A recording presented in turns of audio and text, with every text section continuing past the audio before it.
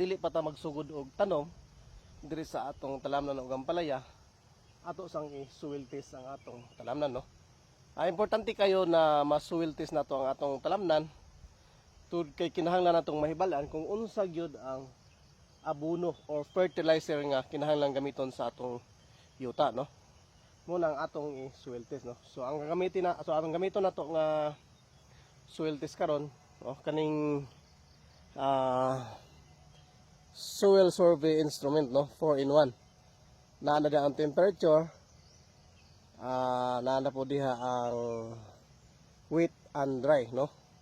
So mo ni atong gamiton karon sa pag soil test, mga idol, no. So kani nga soil test, kani nga instrument, mga idol, pinalit na ako ni gikan sa AA Agricultural Supply, no. So yun ini paggamit ang soil tester, mga idol ka farmers, no. Na siya nakabutang na pH level, no. pH pasabot na phosphorus hydrogen, no. So ang phosphorus hydrogen, sumuna siya ang makapathatag og tambok sa atong mga tanom, no, nutrients, no. So dapat maximum niya lang ay 7.0 ang phosphorus hydrogen nato, no. Ang minimum niya ay 5.5 to 7.0 ang maximum, no. So di siya pwedeng mulapaw sa 7.0, no. Kung mulapaw naman po siya sa 7.0, abot na siya og 8 to 9 pH level, dili na po maayo ang quality sa atong yuta, no. Pasabot na dili siya balance, no. Wala siya ay potassium, no. Pero kung bumaba po siya sa 5.5, mari na po siya sa 4.5 to 4.7, acidic po ang atong yuta, mga ka-farmers, no. So mao na siya ang insaktong pag soil test sa atong yuta, mga ka-farmers, no. Okay, so ato nang sugdan ang pag soil test, mga idol, no. So wala man gyud tay cameraman, so kita raman dire sa ato sugdan, no. So sa ni pagtusok, lisod man daw tay cameraman. So ngini ni mga idol, no, itusok lang ni siya sa yuta, no. Ano, so ang pagtusok dili paana, no, dili paana pa slanting, no. So sulayan na itong tusok, ha.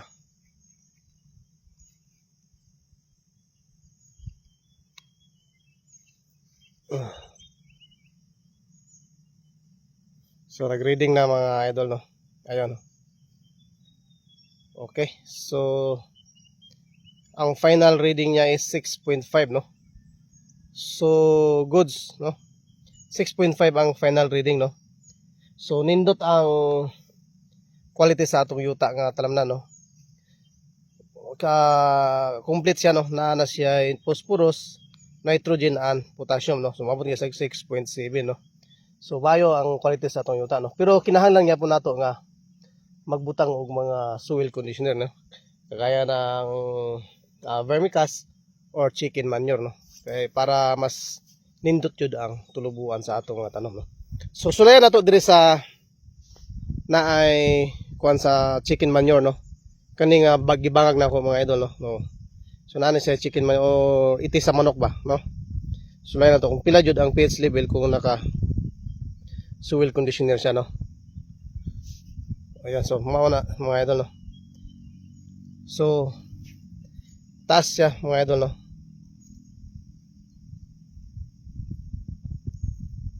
Lisura ni watay ko ano 6.8. So taas gud siya, mga idol, no. Compare dito sa wala nato nabutang og chicken manure, no. Naman chicken na lagi mga kuno top sa umay, di ba? So taas ang iyahang phosphorus level, no, kung naka soil conditioner, no. Compare dito sa atong unang itis, walay itis sa manok, 6.6 lang siya, no, to 6.7, no. Okay, atong sulayan ni, mga idol, din, no, sa dinibalhin ta diri sa nya yuta nga acidic tanaw, no. Pula gyud siya nga yuta, no. Testingan jud nato siya kung pila gyud ang reading sa acidic nga yuta, no. So para makita gyud nato kung accurate ba gyud ang atong tester, no. So kani acidic jud ni siya, mga idol, no. Kay pula ni siya nga yuta, no. Makita ninyo, pula gyud siya, no. So atong sulayan kung pila gyud ang pH level niya, no. sa kaning acidic nga yuta.